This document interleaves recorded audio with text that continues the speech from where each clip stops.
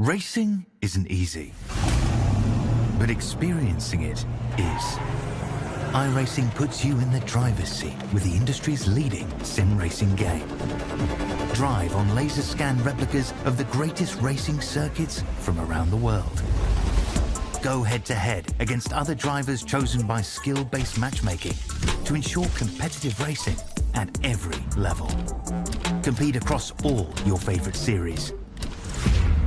In officially licensed cars, engineered to deliver the most accurate driving experience possible.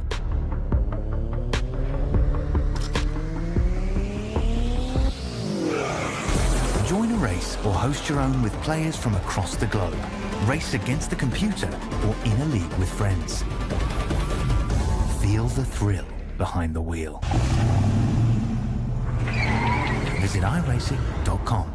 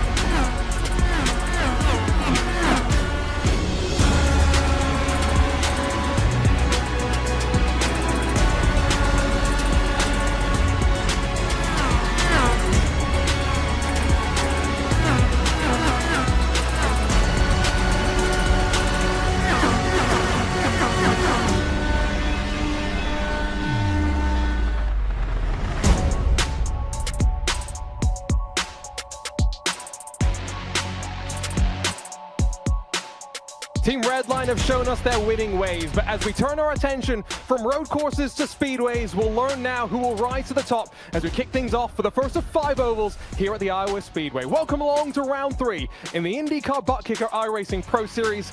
So glad to have your company here on INDYCAR's YouTube channel on the iRacing Esports Network. My name is Arjuna Kankipati, joined once again by the ever-wonderful Kenneth Bueno. And Kenneth, we've had some fun, first at the road course at the Indianapolis Motor Speedway, but last week on the streets of Long Beach. Now at the Iowa Speedway, a very different sort of a challenge. Can't wait for what we've got in store here tonight. It just feels like, Arjuna, the difficulty level is turning up notch by notch. Indy gave us the starter. Long Beach was very tough for many on that very challenging road course, but Iowa in its own nature, the first oval race of the season, not only could pose a pivotal change for the drivers getting their setups together, Arjuna, but getting this championship underway. The first oval race of the season probably will give us an idea of who will shine at these types of venues and who could make that mark in the championship once we get later in the season. 5 road courses / street circuits and 5 ovals. It's great to have that mix, but if you missed what we saw last week from the streets of the international city, oh boy, we saw plenty of action. Down to turn 1, it all started with Florian Lebigro, who started in second, slightly misjudging his braking zone, going straight and dropping to the very back.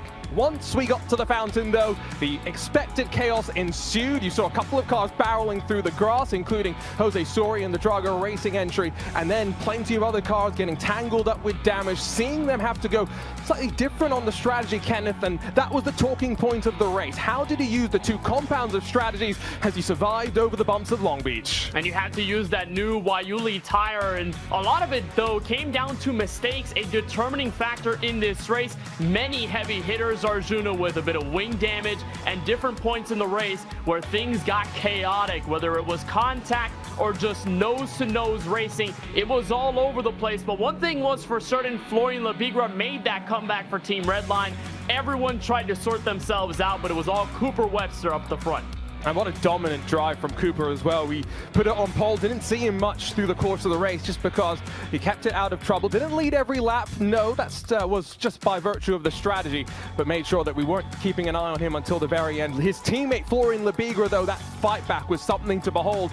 And to the closing stages, though, Gustavo Ariel, Michele Costantini, some drama between the two of them. Sota Muto was then going to try and take advantage to try and pass Gustavo Ariel.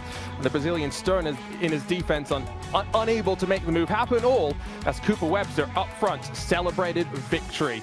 If you're just joining us, though, for the very first time this season, don't forget that you, the fans, have already had your say. The penultimate round of the season, we had a fan vote. You chose for us to go to the Milwaukee Mile. And so 2 ovals to round off the season, Kenneth. Today's race sees us build up the form book on the ovals as we build this championship equation. And one common thread between all the ovals you'll find on this 2024 schedule is that a lot of them have very, very abrasive surfaces. So you may have to get step 1 underway tonight at Iowa. It could change differently as we move into the season, but if you can handle a rough racetrack that beats up the rubber, then you could probably have that advantage going into, let's say, a Worldwide Technology Raceway or the Milwaukee Mile, and then that finale at Nashville Super Speedway. So this will be the first proper challenge for those that are fighting for that championship, and with 2 different winners and 2 very different races over the season, Arjuna, it means that the tertiary might just be all over the place. And the points themselves really starting to look quite interesting. Only 2 drivers have finished inside of the top 5 in both of the races so far. Diogo Pinto, Gustavo Ariel find themselves nestled up there inside of the points lead battle, but Cooper Webster sits on top. Plenty of the red line drivers in contention. Watch out, though, for Phil Kraus Costantini just on the edge of the top 20 looking to try and make their mark. But Kenneth, shortest track of the season, talk us through what we've got in store tonight. And it is the first oval located in Newton, Iowa, designed by NASCAR driver Rusty Wallace. It is a beautiful 0.875 mile, 1.4 kilometer oval. It was opened back in 2006, but this track shows its age. A ton of nasty bumps. One thing, though, that we'll watch over the course of the race is that this track is designed for multi-groove racing. 12 to 14 degrees of bankings in the turns 1 through 4. That'll allow for drivers to make speed on the bottom, the middle, and that very outside lane tucked up against that outside safer barrier. So this track will be really fun, and it'll also be interesting in the fact that the qualifying series did not see this venue on the schedule. So for most of this field, the first proper glance at what Iowa Speedway is all about. And qualifying already in the books. Let's head down trackside, take a look at the starting grid, because, well, the king of the bricks, at least in 2024, double iRacing Indy 500 champion Rob Malechka lines up on pole.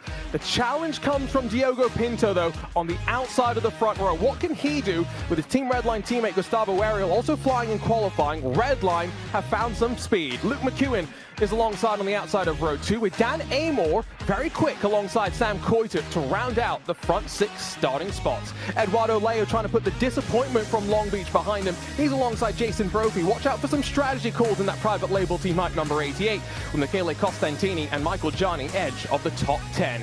Peter Berryman's inside of Florian Lebigra. He finished on the podium last time. He's got some work to do to try and find his way forward as the number 50 Apex Racing Team machine.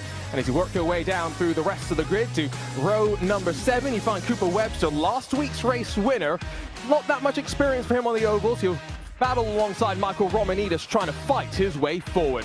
The first of the Drago Racing drivers, Ricardo Rico, sees Brandon Treno, the only multi-time winner of the iRacing Indy 500, buried back in the field, qualifying a bit of challenge for him, as well as Phil Kraus and Jacob Oster in another one of the private label Team Hype and Team i5G entries. Tamas Shimon, David Toth, pair of Hungarian drivers on the edge of the top 20, with Jordan Caruso and Brendan Lichtenberg sharing row 11. There's only about 1/10 of a second or so through these drivers as you find Jaden Munoz and Jeff Drake alongside one another. Javi Ross and Jose Soria line up alongside one another on row number 13, with 27th seeing Elliot Veyron.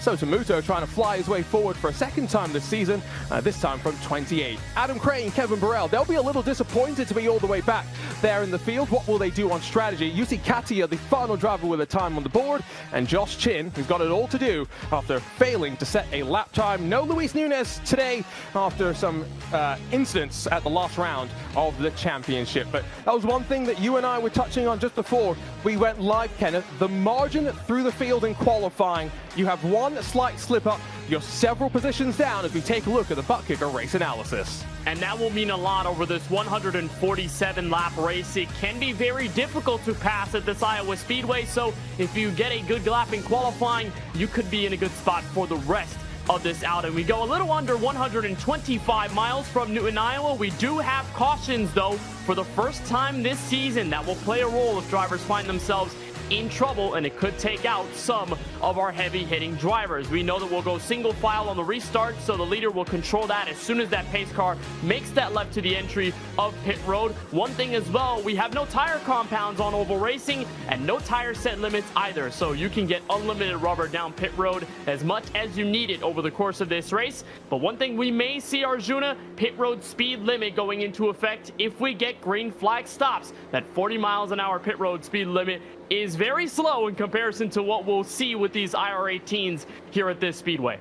And we get an additional lap behind the pace car because we're at a short oval. One more thing to keep in mind is if we get green flag pit stops, Kenneth, when you pit here, you go laps down. So picking when to pit, knowing when your tires have fallen off the cliff, very important that you're on top of strategy, knowing we've got relatively cool conditions on track here today. I wouldn't say it's cool. 106 degrees is pretty hot here at Iowa Speedway. It will be cooking, and one thing that will be different from the last two races we've had is that you're going to watch a lot of your right front tire here at this track because these cars take such a G-force going through the corners. You may wear out that right front a little more than anticipated, depending on how you save your stuff over the course of the race. The wind speed too, you touched on it, Arjuna, how it changed from practice to qualifying. It's a healthy 11 miles an hour in race trim, so it'll be fun to see how the wind alternates how fast these cars go and how the setups will be altered as well. Well, just shy of 125 miles, 3 different pole sitters to kick off the season. Will we see a third different winner? We're ready to go in this INDYCAR ButtKicker iRacing Pro Series pace car off and away. Fielding control of Rob Milechka. Let's bring the thunder from Iowa.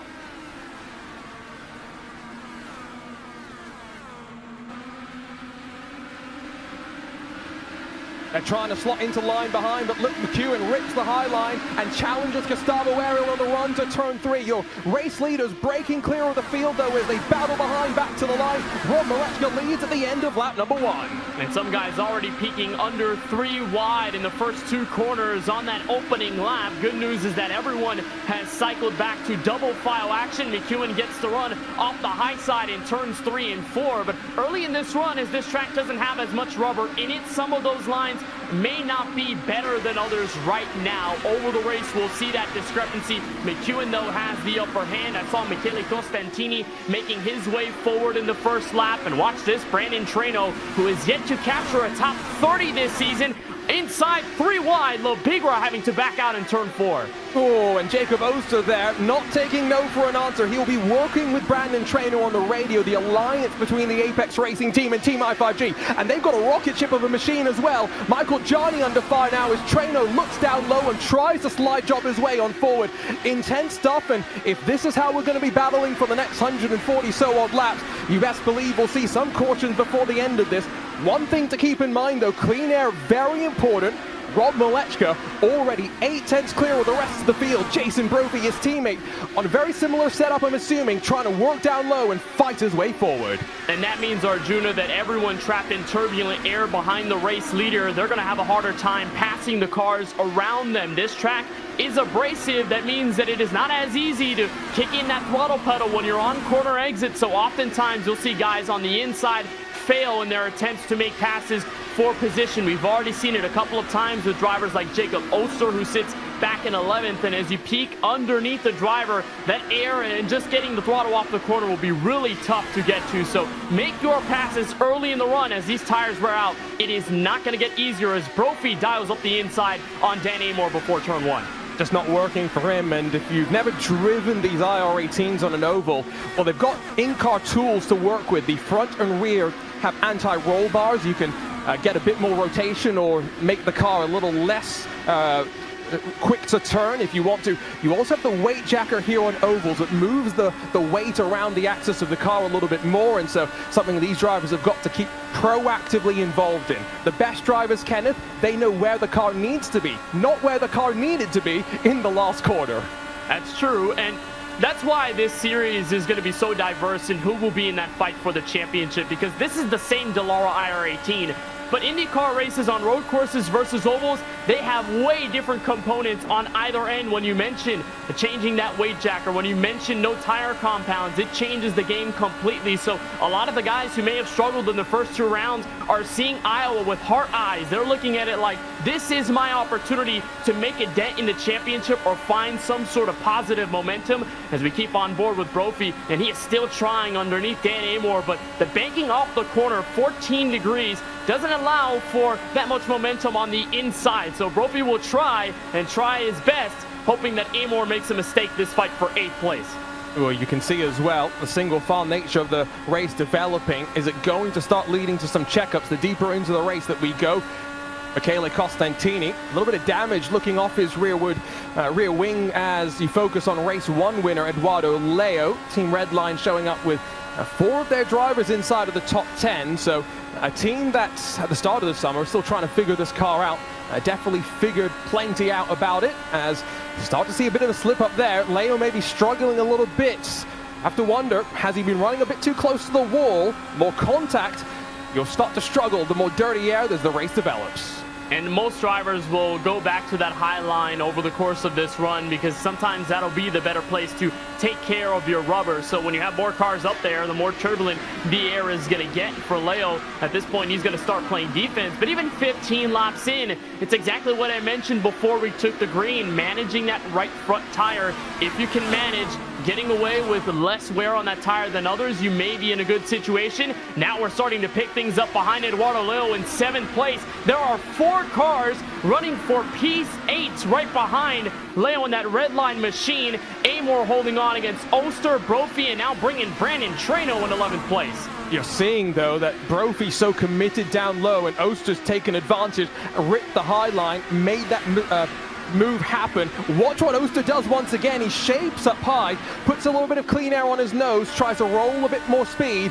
Doesn't quite work just yet. Allows Brandon Trano the chance to try and slide his way to the inside of Jason Brophy. Washes up the track, very close between them as we come to the end of lap 17. And if you're loving this action, well, iRacing.com/IndyCar-esports can learn more about the drivers, the schedule, the standings. We've still got a long way to go. 10 rounds in this championship, and this is only round 3. Now Costantini's lost some speed. What's happened to the Command Esports number 66 machine? Remember, last week at Long Beach, into the wall hard. Struggles continue here today. And it's another tango with a Team Redline driver, Eduardo Leo, who is fighting off the pressure from Dan Amor in turns 3 and 4.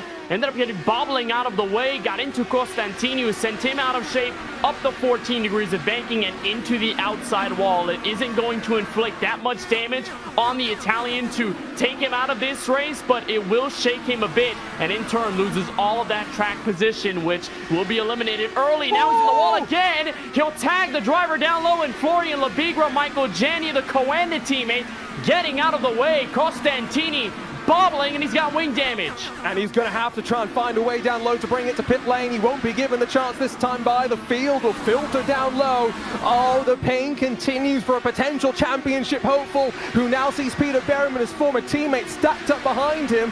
I wonder if Costantini's shaking off the damage. They'll go 3 wide out through turn 1 and 2. Bold from Berryman. Lichtenberg slides it up the inside as well.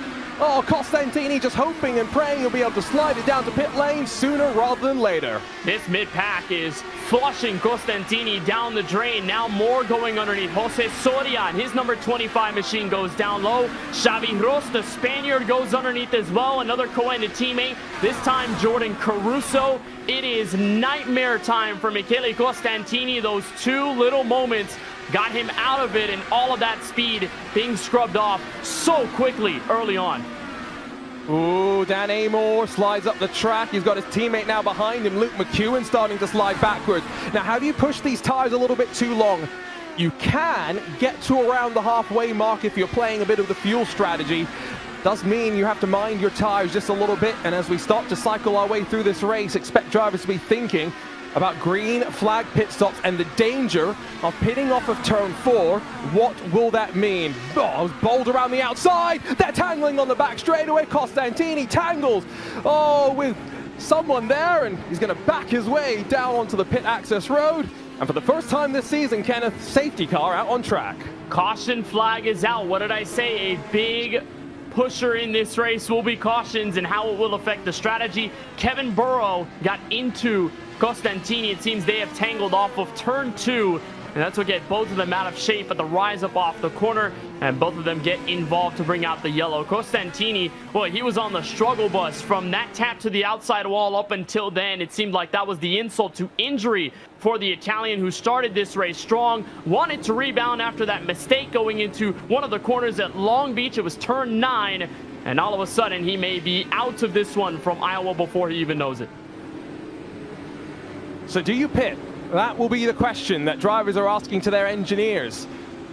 I wonder what the call will be. It's still relatively early in this race, but tires are important. And Rob Malechka, the leader, stays firmly to the left, going to the right at the very last moment. One of the Coanda Esports drivers will be very interesting to see how this split plays itself on out. Dan Amor, Luke McEwen, alongside Peter Berryman, Cooper Webster might have committed to that, but Kenneth, let's go back in time, figure out what happened to Costantini and the Coanda Esports purple and orange. So as Costantini was bleeding time, here's Kevin Burrow on the outside. They'll make the contact at the crest of the hill. Not sure what happened with Costantini there, whether the right front just gave up at the exit of the corner or whether he just could not find any sort of rotation. There also is a bit of a crest going to that back straightaway here at Iowa, where you can spin the rear tires a bit, but it doesn't seem to be the diagnosis. That slight contact at the high speed sends them both spinning. Costantini achieving the worst damage out of the two. Burrow going to end up continuing on in 30th place, but he's already on pit road and may fall a lap down to the leader. So for Costantini, this race has turned sour very quickly. Good news is he's still got some time left, but the question is, how much damage does he really have and how much time will it take to fix? If you're just joining us for the first time tonight, haven't talked about prize pool yet, so you haven't missed anything, but they're fighting for their share of $50,000. The champion, of course, to walk away with the lion's share of that prize pool, $20,000 to their name.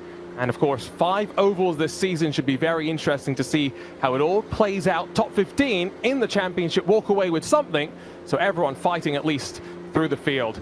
So top 10 have stayed out on track as Jaden Munoz dives the pit lane this time by. It's very interesting trying to figure out what the strategy is going to look like. But Kenneth, the one thing that I love, split strategies. Always makes races so interesting. And one thing for those who are staying out, probably that theory, Arjuna, that there probably will be more yellows as we continue to stack the field together on restarts. More of a chance for somebody to cough up a mistake, cause something to happen on track, and take out some drivers. However, I'm a little confused, though, about staying out if it's not for track position's sake, because as we mentioned in the race analysis, there are no tire set limits. So it's not like those that are staying out looking to save a tire set for the end. They can take as many tires as they want over the course of the race. And then how big of a discrepancy are they going to face in comparison to everyone 11th on back? We know Robert Malechka has spent all of this race up front. This will be the first challenge in dirty air, but on fresh tires could make these guys up front look like they're standing still. So watch that on the green flag as we go single file. Wait for the lights to drop off the pace car before we get racing once again. Did note that for Jason Brophy, who we saw battling up there in the top 10, technical issue for him. Kenneth, he's now going to be down at least 3 laps on the rest of the field as he tries to fight his way back in. Now, this was one of the few races where he thought he might have a chance on the oval, so it's going to be disappointing for him. There is Michele Costantini. And this is the face of a man that needs to get determined for the next 117 laps. It is going to be a long race for Costantini to get back into this one. But the good news in comparison to last week's race at Long Beach is that this mistake and this situation happened early in the race. We're joined by Michele Costantini. Now, Michele, just walk us through what happened there, the 2 incidents that got your car damaged before the caution came out.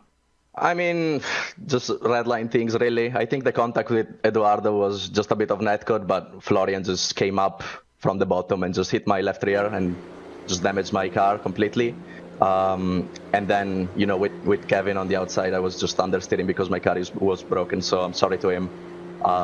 But yeah, I just got damaged by Florian coming up, and yeah, that's it. So just need to make up a few positions now. Hopefully there's another few cautions and I can try to get my lap back. And yeah, I mean, we'll see what happens.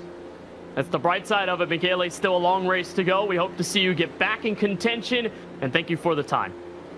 It's Michele Costantini, Arjuna, that ends up with the incident to bring out our first yellow of the race. Determined, but still a tall task ahead of him to get back up front. And so our field is left in control of the young 16-year-old Dan Amor.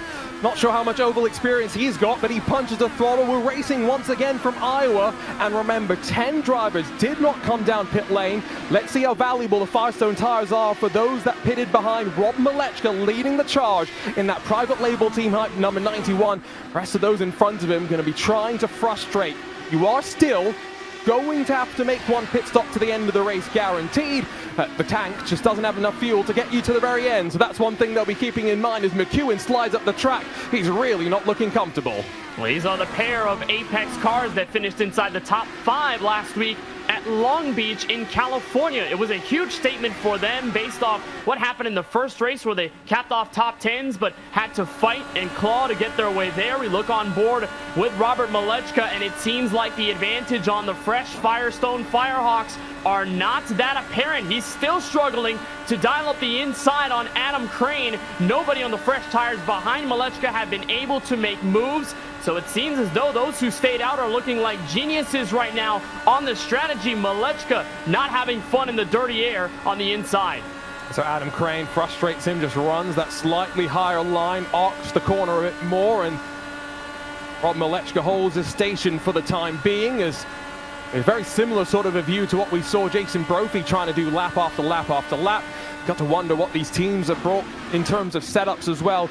Might also be using fuel maps at this point, Kenneth. Now, the IndyCar does have several fuel maps that help you save a bit of fuel in this situation. So maybe something they're thinking about is let the drivers in front burn a bit more fuel up, come down to pit lane, and see how long they can extend the stint before they dive in for their final time today. And that'll be interesting, too. If we don't find ourselves with another yellow in this race, Arjuna, it will pressure those guys up front to come down pit road at some point. And you can argue, yes, that yellow flag will allow those guys to save a bit of their gas over the course of that stint, but when you don't have yellows that last that long, you're not saving that much fuel worthy of altering an entire strategy. So in terms of these guys that are up front, I'd say that they may be a little worried if this race goes into a long run, but their probable best option is have a yellow flag come out after a decent enough run to where they can pit for that fuel and they can get fresher tires than everyone else in the field. As watch this still with Robert Malechka on the inside of Adam Crane. It's allowed Jogo Pinto,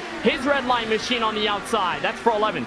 He's knocking on the door, but no radical optimism is going to let you make this move with osmosis just yet. Mind control not available in that IR18, but he's persistent. He's consistent with the line as well, trying to hit that yellow line, and lap after lap, he's finally been able to push Adam Crane away from that spot. And what can Pinto do behind? Can't afford now to sit and ride. He's got to try and follow through. Keep an eye on Jacob Oster as well. He'll be someone trying to make his way forward. Just missed out on winning the 2022 iRacing Indy 500. And look at how easy Pinto got around Crane just by using a different lane. We mentioned that Iowa is conducive to multi-groove racing, but the outside lane, as it's picked up rubber, it seems like it has picked up a ton of the pace. Malechka took maybe more than 5 or so laps to get around Crane on the inside lane. Pinto just took one swig of the outside lane and around he went. So it is crazy to see how Pinto was able to do that over just one lap. For more information on how to start your iRacing career, because every day is race day, on your journey potentially to being here in this INDYCAR ButtKicker iRacing Pro Series, log on to iRacing.com. This is the view. And I'll just tell you a story about Jacob Oster as well. A couple of years ago, he had just joined iRacing, had never really done too much sim racing. Before the 2021 iRacing Indy 500, he took the iRacing default setup, engineered it so he was fast enough to qualify into the top split. Let's not talk about how the race went, Kenneth, but he signed up with Team i5G a couple of weeks later, second in the 2022 iRacing Indy 500, and here he is today in our Pro Series. Well, I could say, Arjuna, if you're able to tweak a baseline setup and make him competitive in an open setup Indy 500, that's infinite swag points. I'm not going to lie. That is amazing for Oster. I'm sure that i5G looked at that and said, hey, we may need someone like you. Oster doing well for himself right now inside the top 15, which is wonderful. And, you know, I don't think I would have the gall, Arjuna, to try something like that in my early years of iRacing. I was too scared to even run official races normally throughout the week. So credit to Oster as he tries to manage a top 15 run right now.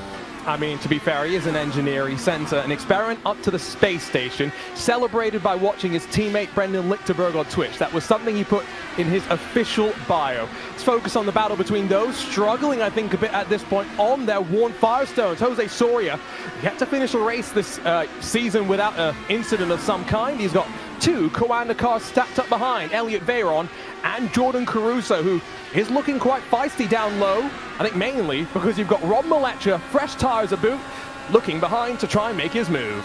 It's all about dialing up the outside lane for Malechka, and that's what he's doing right now. He's turning that car a little bit higher on the banking here, and it's getting him the run off turn 4. Tag on the wall by Caruso will help the Chevrolet of Malechka get to the inside. And this fight could still be on charge. Malechka did tap the apron with the left side tires in turns 1 and 2, so it'll halt his momentum for now.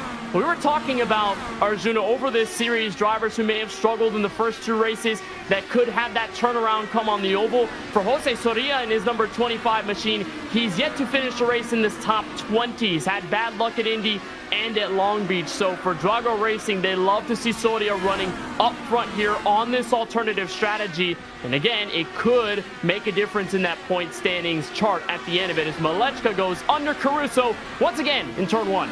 Gonna give it a go, but not got the speed to wash up and push Caruso off that position. Have to try and fight yet another chance to try and set something up the long way around. Here's the view, by the way, from Jose Soria. Not sure if this is one of the races, but he's going to be traveling around Asia through this championship series. Sent me a message a couple of weeks ago. I grew up in Singapore. He asked me, do you know anyone with a sim rig in Singapore? This looks like a sim racing center or something. If that's a sim rig, that's pretty cool, but we'll have to try and find out. I think he's visiting Singapore and Hong Kong, Kenneth, so he's got to find it. Wow. If you have a sim rig, message Jose Soria as we watch Malechka put the moves on Veyron. How about going on a world tour, right, during an IndyCar championship on iRacing? That's awesome. But Soria, yeah, definitely a great rig for him, and it's helping him perform well so far as he manages P6. We're looking at Malechka try on Elliot Veyron, another driver that has struggled over the course of this series a bit. Picked up a top 10 at Long Beach last week, but failed to make the top 30 at Indianapolis in race 1. So again, one of those guys like Soria who is just picking up that momentum in this oval race, and this strategy could change things a bit. We're noticing though that that inside line doesn't have as much prowess. It looked like early in the race that seemed to be where to go. Everybody wanted to do that in clean air, but as soon as you're in the pack, and that bottom or middle lane seems to not give you the benefit at all, although Veyron is going to try here on Soria, turn 1. Haven't talked about Dan Amor much since the green flag dropped once again, but he is broken away. 2 seconds clear. Malechka got a very good run out of turn 1 and 2. Backs out initially. Runs the middle of the track, trying to now set his move up on the Frenchman Elliot Veyron as they battle back towards the line. Bit of a squeeze from Veyron. Can see Malechka. That's what he wanted to try and do. Slide job his way back up the track, and that's where the fresh tires come into play. Makes his way up to 7th. Diogo Pinto, for reference, still back in 12th position. Jacob Oster's already past him. Malechka's now trying to make his way past Jose Soria, trying to crack his way into the top 6. The biggest point here on the fresh tires is use the rubber while you have it. You cannot lay back, and this is going to alternate his strategy a little more because Veyron will try. That's an attempted slide job. 3 and 4. Backs up Malechka a little bit at the exit of the corner, and now Malechka's in a co-enda sandwich. He'll dial up turn 1 again. But boy, tagging the apron, getting that right front, screaming off the corner. It will work to a T at some point for Malechka, but as the run progresses, that move will not be fruitful at all. So you gotta wonder if Malechka's just pushing a little bit on his tires. to weave through the traffic, and if it may bite him a little later on in the race. That was a move of frustration. He's not happy that Jose Soria is frustrating him that much, and he told Elio Veyron with the body language of the car, no, no, no, don't do it right now. And he's doing the same to Soria, slams into the air of Soria off the corner. Veyron's going to try and slice it down low, and Malechka's going to play both of them now, give them both a little bit of dirty air on the run through turns 1 and 2. But this is really where we're going to now start to figure out when the drivers that didn't pit want to come down pit lane, as Soria and Veyron very close to making contact. Soria holds on. Whoa, your leader's around. Dan Amor hard into the wall, and he catches a INDYCAR with him. It's Michele Costantini. I saw Amor sideways in the crest of the hill from turn 2, and then got hit out of shape. Got into Costantini, and your race leader in peril at lap 63. And so now, follow the iRacing instructions about what it wants you to do. We will grab a replay. The benefit of being here at an oval is you can set up a camera if you're a commentator and see whatever is happening. And Kenneth, I'm glad that you did, because I was so focused on the battle that we were watching, did not even realize what was happening to your race leader. And clearly, pushing a little bit too hard.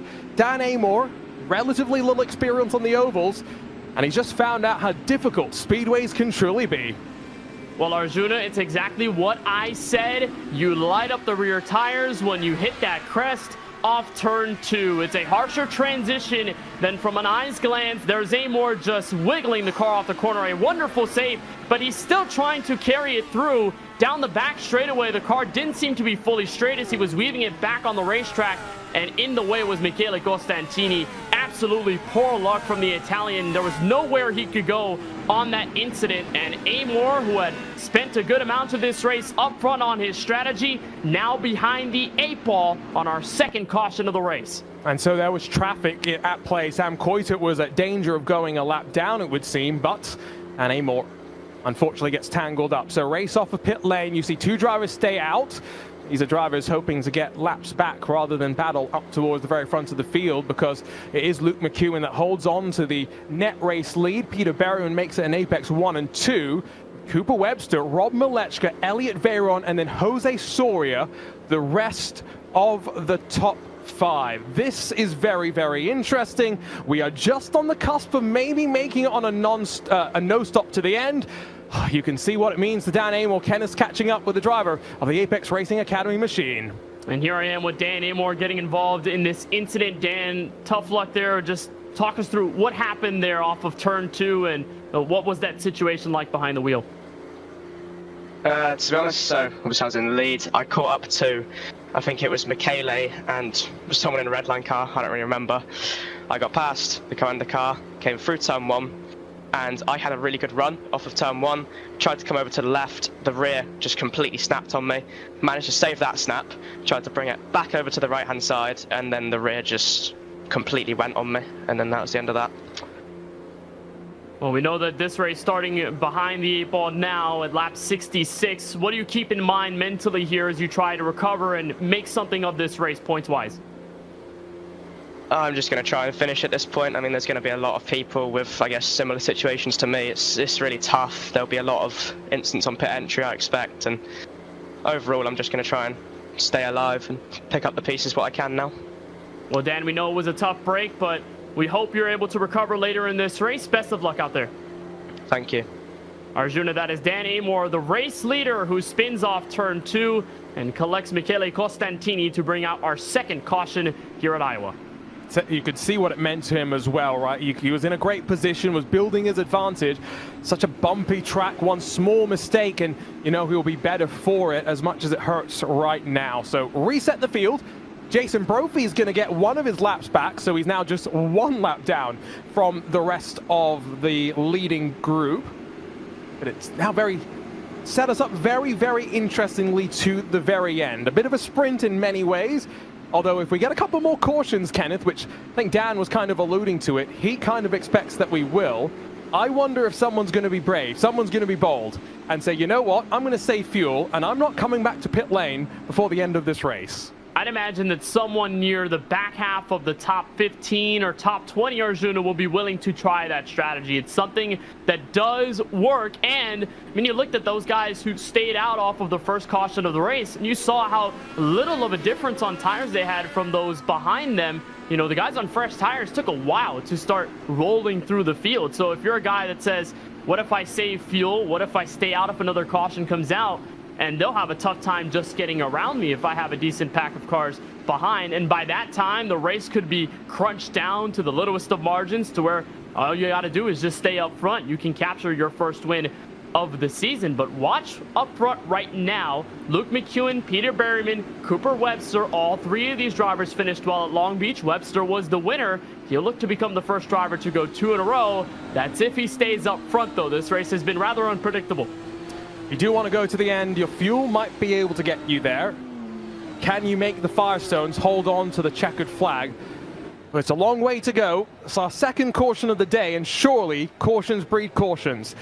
If you believe in a commentator's curse, you can shout at me on Twitter, but for the time being, let's punch the throttle. Bit of a slow start there from Rob Malechka. Was he in the wrong fuel map? He's allowed Elliot Veyron the chance to try and challenge around the outside, but finally gets through the gears in the private label team hype number 91 and will hold on to 4th position. Might, though, have checked the field up behind. Jacob Oster's going to rip the high line past Ricardo Rico. Jose Soria is going to try and resume his battle with Elliot Veyron. And Oster, one of the biggest movers of the night, started 18th, and he's rolling just in 7th place inside the top 10. Almost contact between the INDYCAR of Veyron and Soria up high. A bit of a tangle gets Soria near the outside wall, but does that allow Oster to get underneath? He'll stay back. Here comes Ricardo Rico, another Drago Racing entry. They're starting to find their way into the top 10.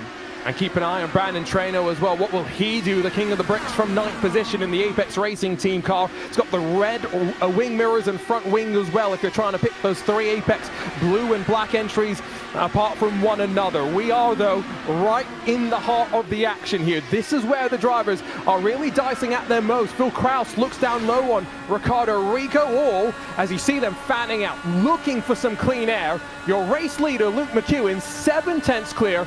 Very comfortable up front right now, setting the tempo and pacing the field. You know, when as Arjuna, we were watching practice go down earlier tonight, we were looking at Philip Kraus as potentially a dominant driver from the start of the race, but he didn't get that best of a lap in qualifying, started 17th, and ever since he's been trying to work his way slowly through the field. Kraus was one of the faster drivers in practice by a pretty healthy margin, at least a couple hundredths of a second, but Kraus is just now getting his way into the top 10, which is good now that we're about halfway here from Newton, Iowa. Going down the inside on Ricardo Rico, unsuccessful, but what I'm tallying here early in this run, everyone wants to pass. It will get only harder as the tires wear down. Use that inside while you have it. And so there goes Kraus, commits down low, but not going to be able to send it and clear the car he's battling with just yet. Not going to open up any battles behind him just yet either. Thomas Shimon seems relatively content to ride for the time being. Got to call out as well, after the great effort in qualifying, this is the danger of cautions on ovals. Pinto and Ariel, they're down in 12th and 13th. And Kenneth, this was a stat that you called out for me before we went live. They are the only 2 drivers to have finished inside the top 5 in both of the races so far this season. And for Ariel, he has an average finish of 4.5. For Jogo Pinto, he has an average finish of 4th this season, which is the best of anyone in this series thus far. Give or take, it's a small sample size. It's only 2 races, but if you can manage top 5s in both races that were pretty difficult in their own right, and you can find yourself in a good spot point standings wise as we move forward in the championship. But here they are in a tough position. You enter mid-pack, midway of the top 15. You're probably looking at a bit more of a struggle to weave your way and pick off driver by driver that's slowly inside of the top 10. So for Jogo Pinto, who started in second on the front row of this race, ultimately we'll just have to work back to it after a successful start. Still got a ton of ways to go. And this is, I think, a bit of a reminder to the fact that the Apex Racing team, with Brandon Treno and so many other drivers as well, have such a rich heritage of competing in this iRacing Indy 500, and they are definitely ones to keep an eye on the ovals as well, although maybe not as much as a surprise as the effort in qualifying from red line to put 2 cars inside of the front 2 rows. Eduardo Leo sits in 14th, directly behind Gustavo Ariel. You've got 4 of the red line cars in a line right now. And then Brendan Lichtenberg sat behind, who you might want to keep an eye on him. He's a judo black belt, and the ovals are his specialty. So what sort of throws and chops is he going to be wheeling out as he tries to fight his way to the front? Well, what's great is that he's got one of the better Twitch viewerships on for iRacing at the IndyCar side of things. Brendan Hyperstar, he's always streaming on Twitch there. But for Lichtenberg, who had a pair of 26th place finishes in our first 2 rounds of the season, he's one of those guys that this could be the breakthrough, right? He's one of those guys that's more of a specialty on ovals. He's not the specialty on the road courses like the guys who are in front of him, a Florian Labigra or Eduardo Leos of the world. Not to say that Lichtenberg isn't as skillful, but ovals is really where Lichtenberg shines. And as you get to look on board, you get a look at his sim rig there on the bottom right-hand corner of your screen. It's in a solid spot as here comes a battle for second place. Peter Berryman getting the heat from Robert Malechka. And so patience has finally worn thin. Malechka knocks at the door down low once again. Watch McEwen break away. It's actually helping Berryman that he's now got less dirty air from his teammate, because he can maybe run the lines he wants to with a bit more confidence. Malechka's going to build up the speed once more, not going to arc and try and commit to turn 1 this time by. Arcs in a bit later, builds up his speed. This is a great battle, and if you ever wondered, are ovals fun to race on, and you're a road course racer, this is your answer. Yes, and short ovals, well, they're tricky. They are very, very tough mentally as well. You're doing 18-second lap times around here, but Kenneth, I mean, this is a challenge that everyone is enjoying right now. You know, road course racing has its own sort of fun to it, but oval racing has a thrill that isn't replicated in a lot of other places in the real world or on iRacing. Oval racing, especially with these fast Dallara IR18s, is just a bit of a challenge, but once you get to handle it, it becomes a ton of fun. It becomes a blast to drive these cars. I was about to ask another question to you, whether we were going to see Malechka try the slide job in 1 and 2 again on Berryman. It seemed like he didn't have the position, but you got to point that out. If we get later in the run and Malechka gets a little desperate trying to get around Berryman for second, chasing down Luke McEwen, we could see that entryway into turn 1 happen again. Malechka has the run off turn 4. Probably not the entryway into turn 1 he wants, but we'll keep an eye on it. Yeah, and I think the answer is he's not had a chance to try a slide job just yet, and it is clear that right now the Apex Racing cars are fast enough. Maybe there's a bit of a fuel save going on as well. You know, we've kept that at the back of our minds too, but Peter Berryman's defense holding up very, very strongly right now, and Brandon Traino going on the offense and trying to work his way forward through the field. He's trying to pass Elliot Veyron slightly further back, so definitely ones to keep an eye on, knowing that the next time we go oval racing is in 2 weeks' time from the Indianapolis Motor Speedway, which that's going to be fun. Anytime you go to the racing capital of the world, it's a great day, but we've got trips to the Worldwide Technology Raceway, Milwaukee Mile, and Nashville Super Speedway to come. Now, of those tracks, 2 of those can be arguably, or should be said, are short tracks. None of them are particularly big though, right? So, I mean, the challenges are still going to flow, Kenneth, and this is a bit of a form book for us as we head over to Barber next week. Yeah, Barber, a staple in the IndyCar schedule currently. That'll be really awesome to see what Barber cooks up as our 3rd road course race of the season. And, you know, Barber has its twists and turns as a specific part of the track that always gets me when you're going down the hill through a bunch of chicanes. It is awesome to run at Barber, so we'll see who can master that track in just next week on October 10th. But a good point you made, Arjun, about the ovals, that a bunch of them, other than Indianapolis, they're shorter tracks, and like I said at the top of the show, they're abrasive. So you can imagine that the drivers in this race, even though, you know, they set up for Iowa differently than they would everywhere else, they're taking small notes about the facts of this track and what it's all about as an abrasive venue that they can take into a Gateway or a Milwaukee Mile or a Nashville Super Speedway, and that could give you that upper hand if you're fighting for that championship. Once again, looking off the rear cam of Jose Soria. Still not sure if, we don't think he's racing from home. We're pretty sure he's racing maybe from Singapore, maybe from Hong Kong. International man of mystery is Jose Soria in this season's INDYCAR ButtKicker iRacing Pro Series. But again, you're just seeing how frustrating it can be when you don't necessarily have the speed to pass, but you feel like you might have a slightly faster car. Once again, looks down low. Does Oster in the green and gold. Doesn't quite work out. And so as they run back up to turn 1, see the advantage stretch out, and this cam from up above really does show you the lines through the corner, right, Kenneth? How they arc it through the corner, trying to maintain or build up a little bit of speed. And it just shows you as well how difficult it is to make a pass on the inside over the longer run. You can tell that Soria is hanging in that middle lane. If you go a little too high in 1 and 2, you'll encounter a really nasty bump that can get your car out of shape and oscillate it a ton. So stay above by at least a groove and a half. Keep yourself there. Then in 3 and 4, you can use a little bit more of that very outside lane. You can touch on that 3rd or 4th groove and make it work. But the good news for Soria is that he can arc high and cut down a little low, just so when Oster rises off the corner and his right front is screaming a little bit for that grip, Oster cannot keep the throttle in, or he's going to slam Soria and cause a pileup. So again, that inside lane over the run has been tough. That's why Oster is dialing up the high side through the bumps. And keep an eye on Phil Kraus sliding his way forward as well. He's really started to make some moves past Brandon Traino. Next to try and make a move on these two as they wheel to wheel off of turn 4. A bit close for comfort in terms of the margin to the wall that Oster had. And I think Soria got the message, has let Oster take the spot.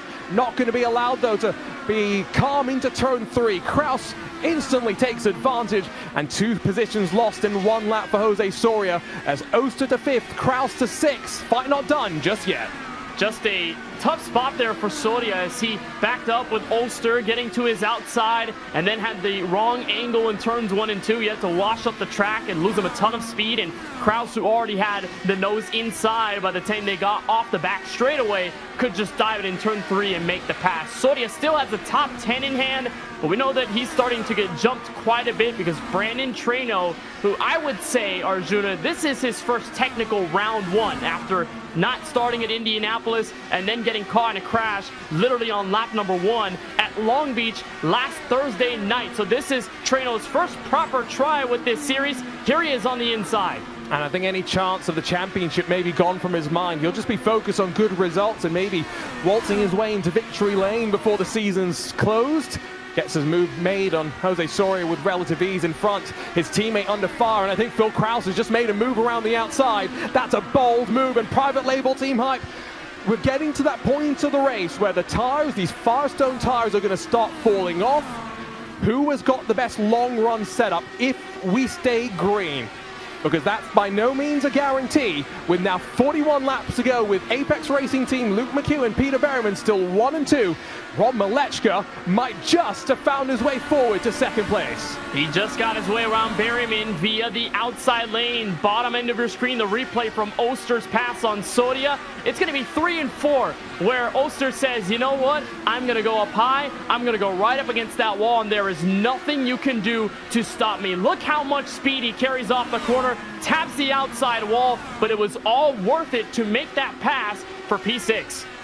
Ooh, and for a moment, live shot showed a damaged race car. Don't worry too much about that. I think that's just a little bit of traffic for these race leaders to work their way through. But you can already see Peter Berryman down to 3rd, and now Cooper Webster, the winner from a week ago, finds himself in a position to hunt for a podium spot. The mirror is being filled by the experience from Phil Kraus. 1.4 seconds the margin between 1st and 2nd spot. We're going to have to keep an eye now, Kenneth, on Luke McEwen, Rob Malechka. The margin between the 2 of them, because if this race goes green to the end, we've got 11 minutes of racing to go. And McEwen has the upper hand that he's in clean air, but Malechka, who is just starting to get his bearings together, is one of the stronger cars on the long run, so we could see that gap crunch down to under a second, and it may pose a significant threat as we watch the battle for 3rd build on up. Cooper Webster has done a great job, Arjuna, wouldn't you say, being able to finagle the strategy in the right way, work his way up to 4th, and could keep that points lead should he finishes where he does in the next 36 laps or so. There's Malechka, and you know, while McEwen is in clean air, I guess you could argue that Malechka is too. The gap is so big that both of these guys are in the clean air. Malechka last time by set a lap a tad slower than McEwen, but they are mirror image on lap time, so it could get close as the tires continue to wear down. We're talking 18 thousandths of a second. Last lap, the difference between them. What's it going to be this time? With now 34 to go. Malechka loses a little bit more time, but we're talking 5 thousandths of a second last time by at the line. These are margins about how much you're sliding up the track on the bumps. And Luke McEwen, you got to give him his credit right now. He is driving the perfect final stint of this race. Has he got the tire life underneath him? Meanwhile, Phil Kraus trying to now get to the podium spot, make it 2 private label Team Hype drivers inside of these podium positions. He's made his way past Cooper Webster, closing on the back of Peter Berryman, the number 50. You know, Arjuna, we were talking about track position and how it does matter over the run, which it certainly does. Look at the contact. Gustavo Ario getting a hip check from Ricardo Rico off the exit of turn 4. This hard-fought battle not over yet for P12, but watching the cautions as they came out, in which ways they did, how it altered the strategy. We've got 7 drivers in this top 10 right now that started 10th or worse. So a bulk of them had to start from the mid-pack, and they're just slowly working their way up through the field, and those cautions definitely helped. Ariel is trying the slide job on Rico here, Arjuna, but again, off of the inside on the exit of the corner, it's so tough to keep that momentum. That's why the Drago Racing entry of Rico can keep his place up high. And while they're trading blows back and forth in this battle, trading lap times back and forth at the front as well. Malechka, there was one lap where he was about a 10th and a half quicker, but Luke McEwen's made that time back up. And these are those adjustments. Again, the anti-roll bars, the weight jacker. The best drivers are proactive. They know what the car needs before they get to the corner, not after they get to the corner. Ariel runs up a lane, tries to give Ricardo Rico just enough room as they run down the back straightaway. We are flying through the laps right now. Only 2 cautions so far. It's been a very clean race, and 32 drivers started. We are going to see, if it finishes like this, 29 seeing the checkered flag. Just Dan Amor, Michele Costantini, and Kevin Burrell sitting and watching from the garage. Yeah, tough for them, especially for Costantini, who started this championship rather well for himself, but unfortunately is now working from bad luck and going to have to rebound at the next road course race of the season at Barber Motorsports Park. But hey, you guys, the production team, are giving us over-unders on how many cautions we would have. I had a bit of optimism that we could run this race mostly green. Here we are, 26 laps to go. We're running this one green right now with a lot of great racing across the racetrack. Bottom end of your screen is Rico, who lost the fight to Ariel, and it seems as though, Arjuna, if you lose one spot, everyone else behind will start to catch by. That is a lap car Brophy, though, but it does lead Eduardo Leo with a good line to catch up to Rico and Florian Labigra. So red line teammates could make that a proper fight if we get down to the wire.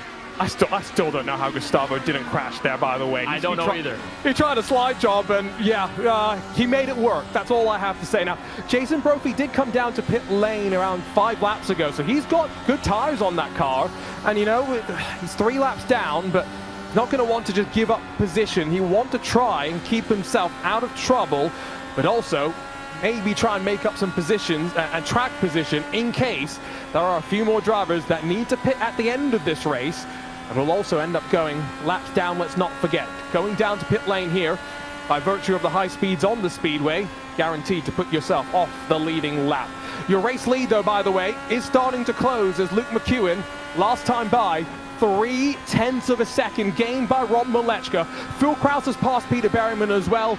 Private label Team Hype getting hyped in their fight for the lead. They're starting to turn things up, or in other words, they're starting to cook in these final 22 laps. McEwen just has to watch that rearview mirror. He probably could have been saving, running consistently because he's had that advantage for a little while now, but Malechka is just starting to put on heaters as McEwen slows down. You could argue that the Apex car found that tire clip, right, and is just trying to hang on in these final laps. Maybe did not expect this race to go green all the way to the end. And look at that camera shot. Malechka is that small red car in the background. You'll see him off of turn 2 in that back straightaway. There is Malechka starting to hunt down the race leader in the crunch time. And cue the music. There is the Predator chasing its prey. We've got traffic in contention as well. So Luke McEwen's looking up the road, and he's seen the likes of Jeff Drake, Jaden Munoz, and Michael Johnny. Plenty of drivers in these closing stages. And Kenneth, we're within 20 laps to go. At this point, a caution changes everything, makes it a true sprint to the end. But if you're one of these race leaders, the thing that you know is that you can't afford to wait because the caution could be anywhere. Rico's in the wall, lost a bit of the front wing. And that was in a fight with Redline Racing's Eduardo Leo. Both of them may have touched down turn 2, 4 wide in turn 1. Can you believe it? They get through cleanly. Rico is just putting around on what he can on that damaged right wing. He'll probably take his car down pit road. Here he is now away from traffic, but that was close. Wow, they went 4 wide for the championship finale on Tuesday night in the INDYCAR Coca-Cola iRacing series. We can go 4 wide as well, it turns out, Kenneth. Wow, what a battle that was. Oh my God, you won't see 4 wide often at places like Iowa. You don't think it has enough lanes to make it happen, but it did as the traffic was trying to flush down Ricardo Rico. We may get a look at the replay soon, but Rico was just arcing it down low. It looked like Leo had washed up high off turn 2, and that just got Rico out of shape, touched the outside wall, and with these IR18s, that's more than enough to give you that damage. So Rico in the Drago Racing entry, Arjuna, you gotta feel bad for him a little bit. He was running really well. That slight mistake is gonna cost him a top 10 spot.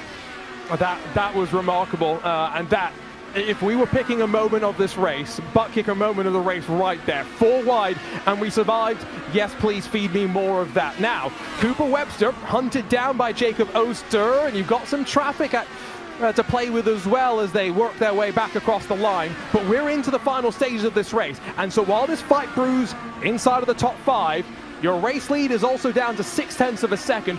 Phil Kraus in third is within 1 second of your leader as well. We've got a battle to the end of this race. Who's going to be at the checkered flag first? I don't know. If it will be McEwen. Does he have the fuel? Does he have the tires? And as long as we stay green, McEwen is going to have a fight on his hands, even if Malechka is not there right now. Jeff Drake is up the road. He will go a lap down. But from here on out, Arjuna, it's a full pack up the road. You are not going to encounter just one slow car that moves out of the way for you. You have to lap down cars that are trying their best to fight for points. So what that means is that those who will fall a lap down, they won't give it to the race leader easy. Watch Private Team Label Hype. They're going to go side by side. Kraus on the inside, P2. And so Malechka's pushed his tires too much. That's a coordinated switch between the teammates as we dip below 10 laps to go.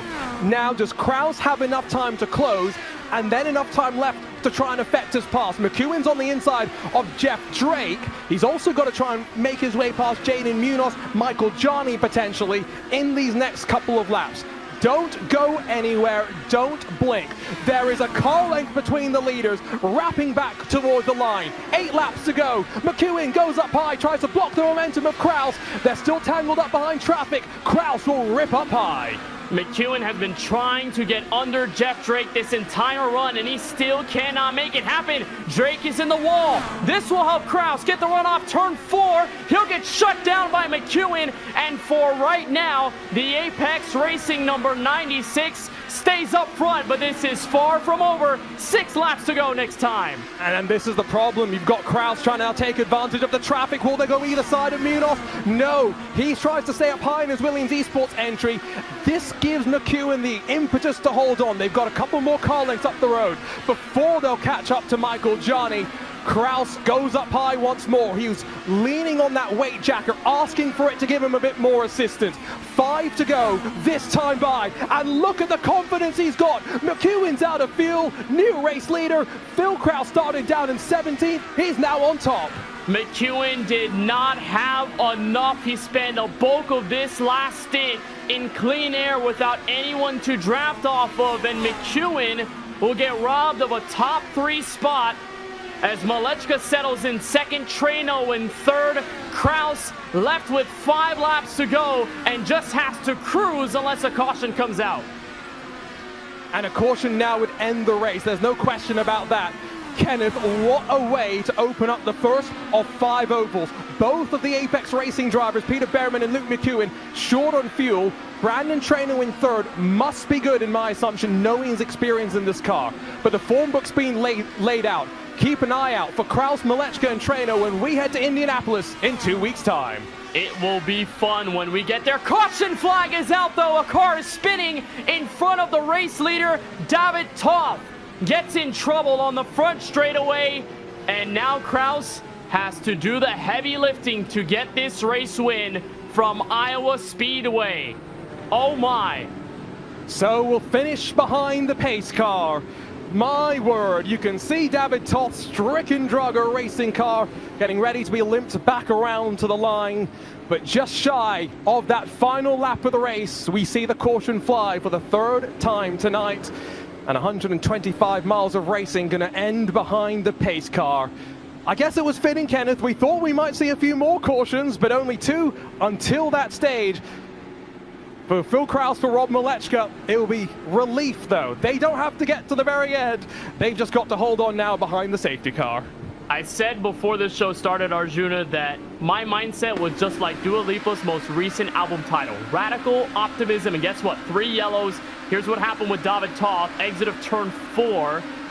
Looks like there'll be some contact there, and just gets Toth out of shape. He ends up facing the outside wall and gets some right front damage there. The wheel comes off on the tether. Both the nose and the rear wing are damaged, so Toth will not get a solid point stay out of this one. I guess the good news is that he crashes almost at the last lap, so he'll finish P20 as long as he stays on the racetrack. He's that 4th car in line on screen. But Philip Kraus will just coast this one to the first victory of the year. And coming into this race, Phil Kraus, 29th at the Indy GP, 13th at the streets of Long Beach, and then qualified down in 17th. I think you can call this a comeback. He might not have expected to be waltzing his way into victory lane, but Phil Kraus will build his house in victory lane here at Iowa. Round 3 of the INDYCAR ButtKicker iRacing Pro Series goes the way of private label Team Hype 1 and 2 at the front of the field. And you know what, Arjuna, for this team in specific, who started off the season in a tough spot, Malechka up until tonight had not been able to crack into the top 20 at race end. For Philip Kraus, in the same boat as well, had a top 15 run at Long Beach, but started off the season 29th at Indianapolis. This team has gone through some struggles to start the season, but what a way to do it here at Iowa. And the teammates 3 wide to celebrate this win. And don't forget Jeff Drake in that Powerslide Motorsports machine as well. It's private label Team Hype with Powerslide Motorsports to give it its full and proper title. But that's a bit too long for us commentators to say every day, so we've shortened it down for this series. They will celebrate this one, and now confidence going to the racing capital of the world in 2 weeks' time for the second of our oval races. And that one's another race where fuel window and the fuel mileage will come into play. It's a 66-lap race. A fuel tank at Indy can take you anywhere from 30 to 33. You do the math. Strategy will be important as Phil Kraus parks it in victory lane, and he's still got enough fuel to burn it down in style. A great strategy there, too. What a stunner till the end. Luke McEwen doing all that he could to play defense with the little fuel that he had remaining. And it's tough that he had to pit in those waning laps because he still could have walked away with a great finish despite losing the race lead. But Philip Kraus, Robert Malechka, Brandon Trano, your top 3, they take care of business in the first oval race of the season. And guess what, Arjuna? That'll make a dent in the championship as we ring in the oval races that are to come. I'll be honest, I completely forgot there was a championship going on. I was having so much fun with that race. But yes, 2 ovals at the end, let's not forget. That is one thing to keep in mind. Form book going into it will be important. We'll chat to Kraus in a couple of moments' time. Let's go grab a look, though, at our ButtKicker race results. Plenty of drama through all of it. Let's catch up with Kraus first, though. He's standing by with Kenneth Bueno. It is victory lane for the first time this season. Philip Kraus, welcome to the W here at Iowa Speedway. I have to ask you about those final laps. You were on the chase from your teammate Robert Malechka, then catching up to Philip Kraus. What did you keep in mind as the race was winding down and as you were slowly peeking into that race lead? Yeah, definitely. We've had a lot of experience running this setup at Iowa, and we have private label Team Hype. We know it's pretty good on the long run, so a lot of the early run, like the first 20, 30 laps of that run, was just biding time, saving fuel, making sure we could make it to the end. And Rob, he was on a bit of a different strategy. He was trying to push the pace to keep Luke and Peter and all them honest, and it ended up working out really well for us because it ended up being that they couldn't make it on fuel, and Rob was probably going to sputter on the line, but I was able to have the tire life on Rob and able to get by him, and then when Luke called his pit, it's like, oh my God, just a huge deep breath. And you've made some progression through this season, 29th at Indianapolis, but then you picked up a top 15 last week at Long Beach, the win tonight at Iowa. How much momentum does this give you and the rest of the team as you guys push forward in the championship? I think we know that the ovals are our strong suit, but I honestly completely airmailed qualifying, and I thought it was going to be a pretty big uphill battle, throughout the race. And it ended up being one because I lost my wing pretty early on, got lucky with the caution, able to strap that back on, and I think I drove from like 25th or something after that, and just honestly, everything worked out perfectly. First win of the season. It comes on the first oval race of the campaign. Philip, congratulations on the W here in Newton, Iowa, and can't wait to see you and the rest of the crew take on Barber next Thursday. Yeah, cheers, Kenneth. So Philip Kraus gets his first win of the season. That makes it 3 for 3 on different winners in this 2024 campaign. And Robert Malechka joins us now after finishing in second. A really strong car, Robert, over the course of this race. What was needed, though, in those final several laps as you and your teammate Kraus were catching up to Luke McEwen? Honestly, all I needed was some fuel. The plan kind of going to that last restart was, for me to just kind of make the number, right on the number, basically, and push the Apex guys so they had to stop. And yeah, honestly, that worked out great. I was a bit worried there that maybe they're going to find me a bit harder. But as soon as I got by Peter and I saw Luke running like maybe a 10 faster than me, kind of knew we had it in the bag. Phil was able to save his tires and the fuel to get by me, or else I think it would have been side by side across the line between us. So, for private label team hype and power slide, 1-2. Thanks to Jason Brophy for always having a rocket ship on these ovals, and yeah, great race for us. And for this team, a bit of a rocky start to start the 2024 calendar, but you guys have picked it up with this finish here at Iowa. How do you parlay the momentum from this race and move it towards some of the tracks that we know this team is strong at? Yeah, honestly, on the road courses, we're still a bit behind, still searching, and driver-wise, I think Phil's the only one that can really compete on the road courses. But every oval we should be, I think the goal for us is to dominate every oval, which looks like we should. So, looking forward to that. If we can keep getting... Looks like we just lost Malechka. There he is. Sorry. Welcome back. All good. Yeah, I was just going to say, keep dominating on ovals and hopefully get some lucky, maybe top 15s on road courses, and we set for the rest of the season. All right, Robert, we certainly appreciate the time. Congratulations on your first podium of the 2024 season. Best of luck at Barber next week. So that is Robert Malechka ending up in second place. We're joined now by Brandon Trano, who, just like Malechka, also gets his first podium of the season. Brandon, welcome. Congratulations on the podium. What was this one like from your perspective? This one was intense. Kind of botched qualifying a little bit. Started back there in P16 and worked my way to the front. And just had to really bide my time and let the long run ability of our setup show up. And thankfully we had that with that long fuel save there at the end.